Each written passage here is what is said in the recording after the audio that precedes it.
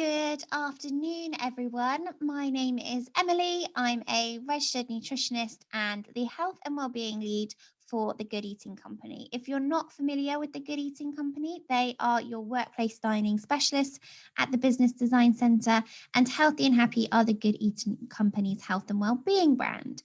So today we're going to be looking at reducing your food waste. So this webinar is in support of WRAP's Food Waste Action Week, which is this week, and it's all about highlighting the issue with food waste and what we can do to reduce our own.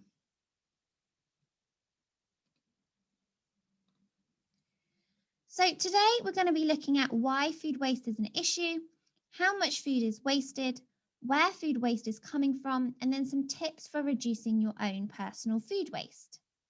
So why is food waste an issue? Why should we be concerned with the amount of food that we are wasting?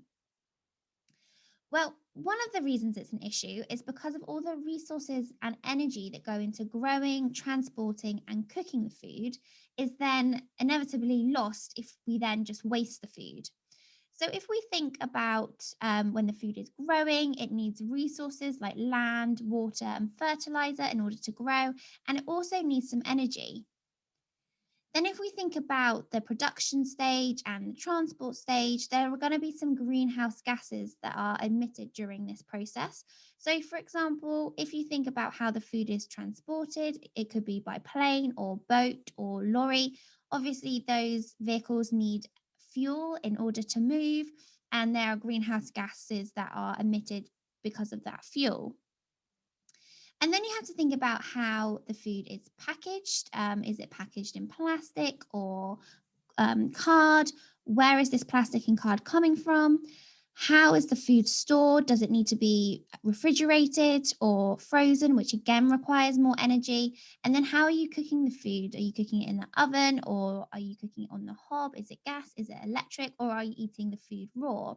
So it's thinking about how that food has got from the farm onto your plate, and then thinking about all those resources and energy that it has taken to get it there have been lost when that food just then goes to waste. The second issue is the greenhouse gases that are emitted when the food is rotting. So, obviously, once we've wasted the food, it's sent to landfill and it starts to decompose and it starts to rot. And during this process, methane gas is produced. So, methane is a greenhouse gas and it's actually more potent than carbon. So, we need to be thinking about reducing our greenhouse gas emissions like carbon, but also not forgetting that there are others out there like methane. And wasted food accounts for more greenhouse gas emissions globally than all of the commercial flights we take each year. So that's just to highlight the impact that food waste has on our greenhouse gas emissions. And then the third thing is money. So obviously you have gone out and you've bought that food, and then if you've wasted it, it's just like throwing money away. So the food that could have been eaten but gets thrown away is worth around £14 billion. So this is around £60 per month for the average family with children. So you could actually save quite a lot of money by reducing your food waste. So, how much food is wasted? Well, we'll look at this globally first. So, 13 billion tons of food is wasted each year globally, whilst almost 1 billion people go undernourished and another 795 million people go hungry. 14% of food produced is lost between harvest and retail, and 20% of fruits and vegetables are lost between harvest and retail as well. So that basically means that they don't even get to the supermarkets, they are lost along the journey. And food waste is such an issue that it actually forms one of the targets for the Sustainable Development Goals. If you haven't heard of the Sustainable Development Goals before, they were produced in 2015 by the United Nations, and they are a set of goals that have a set of targets for us to tackle the crisis that is climate change by 2030. And if food waste were a country, it would have the third biggest carbon footprint after the USA and China. So, again, highlighting the environmental impact of food waste. In the UK, we waste 6.6 million tonnes of household food waste each year. So 6.6 million tons of food is thrown away each year in the household. And this is the equivalent of around 8 meals a week. So we're wasting around 8 meals a week. And then just to put this into kind of perspective for you, this is the equivalent of 8 Wembley stadiums, 90 Royal Albert Halls, 38 million wheelie bins, 3,600 Olympic-sized swimming pools, and 490,000 bin lorries. So again, it is a lot of food that we are wasting. And what are we throwing away? So on the left, you can see what we tend to be throwing away each day. And then on the right are the top 10 most wasted food and drink items in the UK. So it'll be interesting to see if you kind of agree with this, if you tend to be throwing these types of foods away, or if the foods that you tend to throw away are a little different.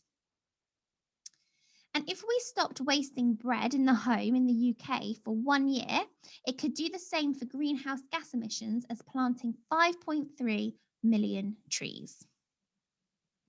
So where is food waste coming from? So on this pie chart here, you can see the green is household, the purple is hospitality and food service, the pinky colour is manufacturing, and the creamy white colour is retail. So from this pie chart, you can see that around 70% of food waste is coming from the home, and that's more than the hospitality and food service sector, manufacturing and retail combined. And 60% of this food waste is avoidable. So why are we wasting food? Well, it tends to be because we don't use it up in time, we don't like the food, so it could be personal preference, or we've served or made too much. So that's just a quick overview of why food waste is an issue. Now we're going to have a look at some of the things that we can do as an individual to help reduce our own food waste. As I've just said, 70% of food waste does come from the home. So as an individual, we can make some changes here to help reduce our own food waste. So the first thing is to know your food labels.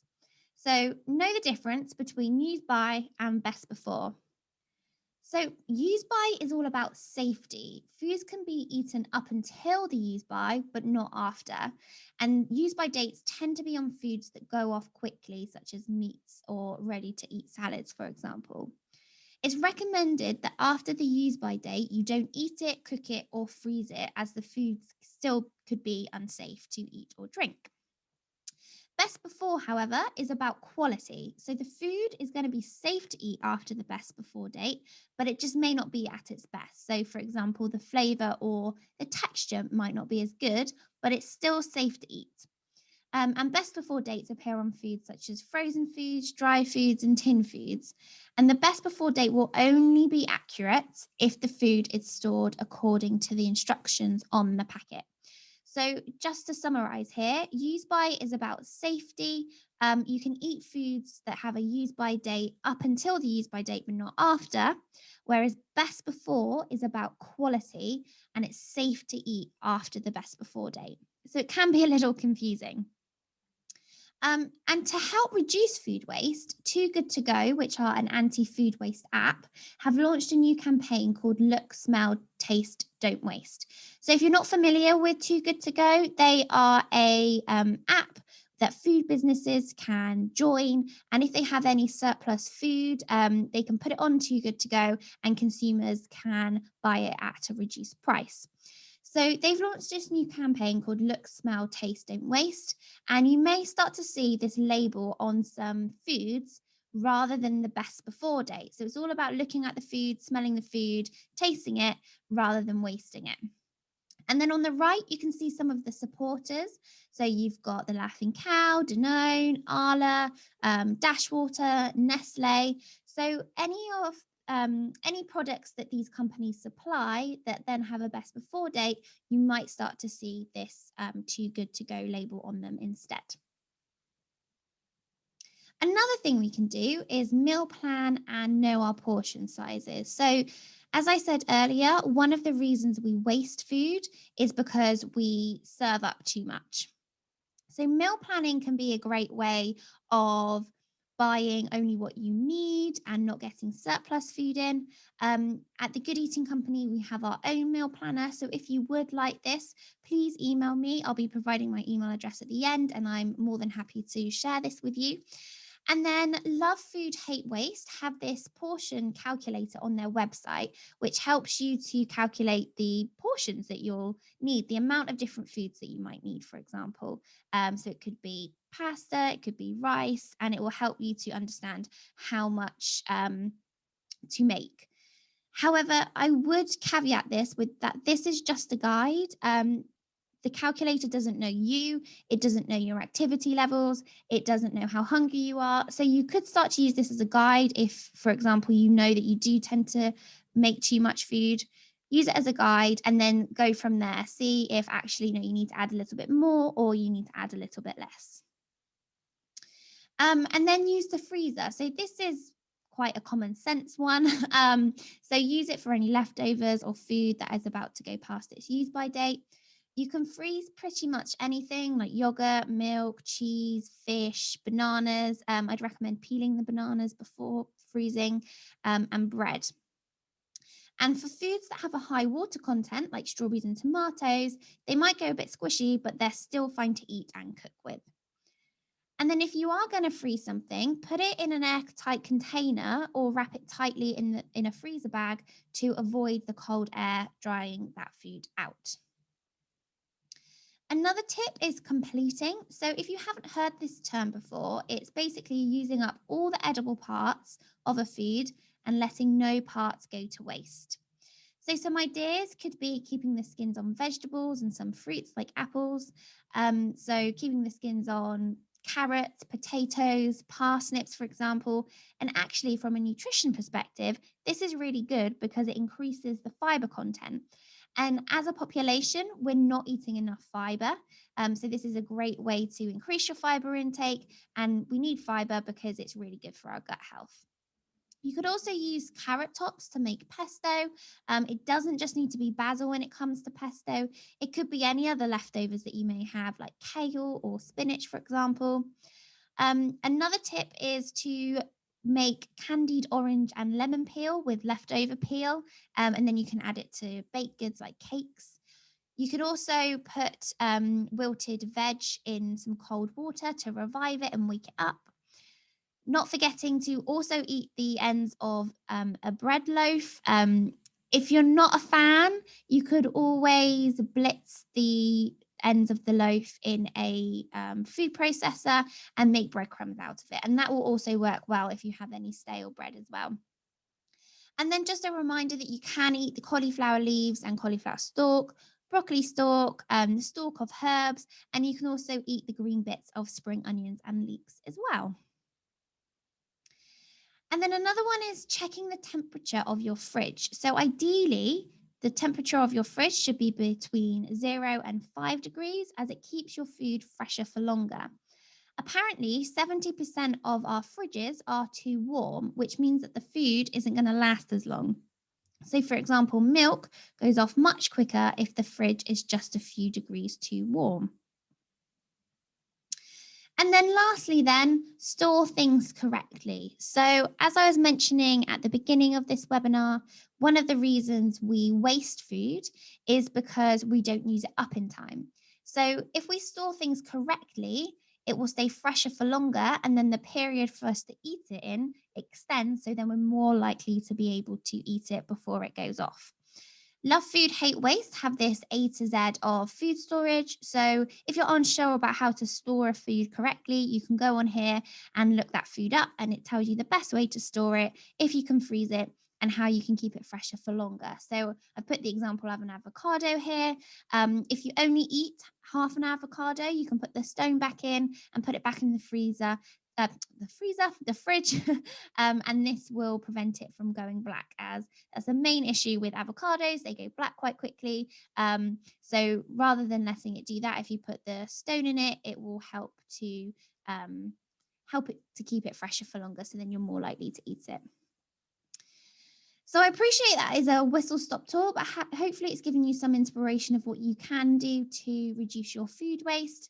If you're going to take anything away from today, I'd like you to take away these 3 points, which is that food waste is a major contributor to greenhouse gas emissions. The majority of food waste comes from the home, and making small tweaks can help to reduce food waste, like knowing your food labels between the best before date and the use by date, completing meal planning and knowing your portions so you don't make too much food. Use the freezer if you have any kind of leftovers.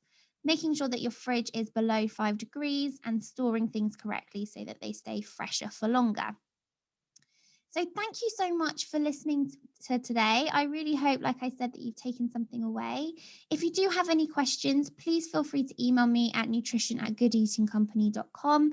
And if you would like our GEC meal planner, again, please feel free to email me. I hope you have a lovely rest of your day, and thank you so much for listening. Thanks, everyone.